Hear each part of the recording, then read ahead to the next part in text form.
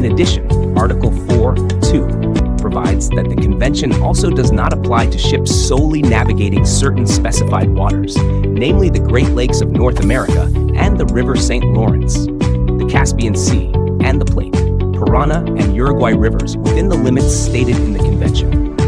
These exclusions clarify that while the ITC 1969 establishes international standards for tonnage measurement, its application is subject to specific ship type, size, and navigational area exceptions. Malaysia follows the same rule. Under the Merchant Shipping Tonnage Regulations 1985, any ship of 24 meters registered length or more must have an International Tonnage Certificate, ITC 1969, issued. Ships below 24 meters, such as small domestic vessels, are measured under Malaysia's own tonnage system and issued a Malaysia Tonnage Certificate, MTC. The ITC 1969 uses rounded figures for gross tonnage and net tonnage, thereby simplifying international recognition and uniform application. In contrast, the MTC records tonnage values to 2 decimal places, reflecting Malaysia's domestic tonnage calculation and documentation system. Before the Merchant Shipping Tonnage Regulations 1985, port state control and flag state control could only detain ships. With the ITC, they are now empowered to take legal action in court. According to Malaysian Shipping Notice, MSN 25/2008, Malaysian flagships must carry all statutory certificates on board, including the tonnage certificate and the latest legislations, notices, and publications relevant to maritime safety.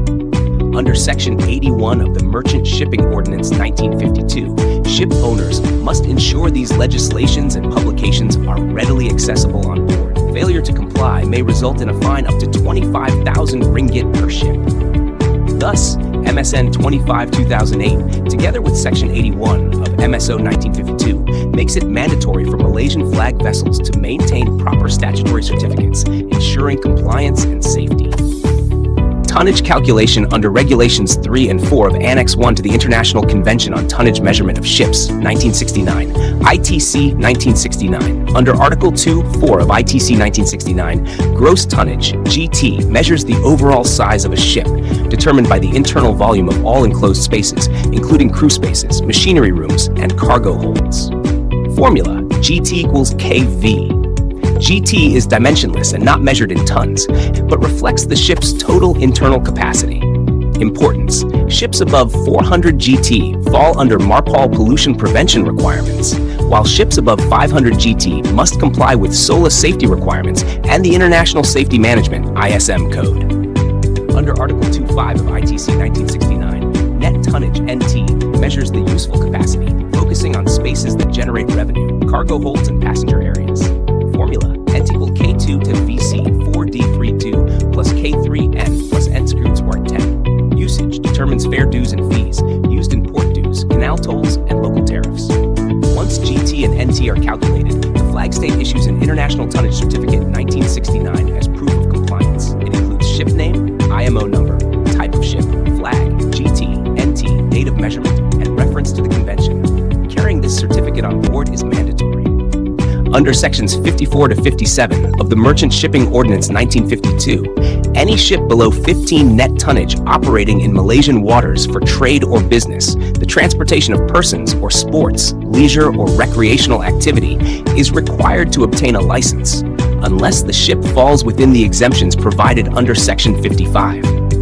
Section 57 further provides that an applicant for a license must comply with the requirements relating to the survey and measurement of the ship's name, and the marking of the ship, as stipulated under Sections 21, 22, and 23, or under the regulations made under Part 2. Therefore, failure to have a tonnage certificate is not expressly stated as a direct offense under Sections 54 to 57. However, the tonnage certificate, or certificate of measurement, is an important supporting document because the ship's tonnage must be properly ascertained before the ship can be licensed or registered.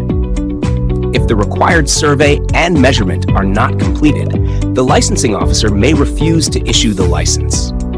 If the ship continues to operate without the required license, the offense would fall under Section 54(2), where the offender may be liable to a fine not exceeding Rm 100,000 or imprisonment for a term not exceeding 2 years, or both. In addition, the Merchant Shipping Tonnage Regulations 1985, made under the Merchant Shipping Ordinance 1952, provide the detailed mechanism for the ascertainment of tonnage and the issuance of tonnage-related certificates, including the International Tonnage Certificate 1969. These regulations do not appear to impose a general penalty simply for not having a tonnage certificate. However, they do provide a specific certificate-related offense under Regulation 17(1), under the heading Penalties. This provisions that where an owner or master, without reasonable cause, fails to deliver up a certificate for cancellation as required by Regulation 10(1) or Paragraph 4.3 of Part 1 of Schedule 4, the owner or master commits an offense and is liable, on conviction, to a fine not exceeding Rm 1,000. Accordingly, the practical position is that failure to have a tonnage certificate may prevent the ship from being licensed. If the ship is then used without the required license, the main penalty would be under Section 54(2) of the Merchant Shipping Ordinance 1952, namely a fine not exceeding Rm 100,000, imprisonment not exceeding 2 years, or both. Separately, the penalty under the Merchant Shipping Tonnage-Regulations 1985 is narrower and applies to specific certificate-related non-compliance, such as failure to deliver up a certificate for cancellation, which carries a fine not exceeding Rm 1,000 under Regulation 17(1). Some canals, like the Suez Canal and Panama Canal, have separate tonnage systems. Suez Canal Tonnage Certificate, SCTC, and Panama Canal Tonnage Certificate, PCTC. Ships must hold these if transiting. Application to the case study. UUM Bole. To determine if the UM Bole is required to comply with the ITC 1969, we need to analyze the vessel's characteristics and the convention's criteria.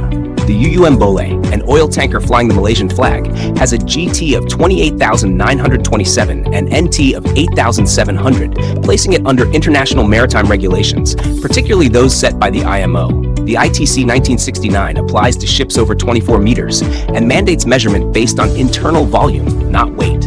With a length overall, LOA, of 222.17 meters and a scantling draft of 12.019 meters, the UUM Bole clearly exceeds this minimum.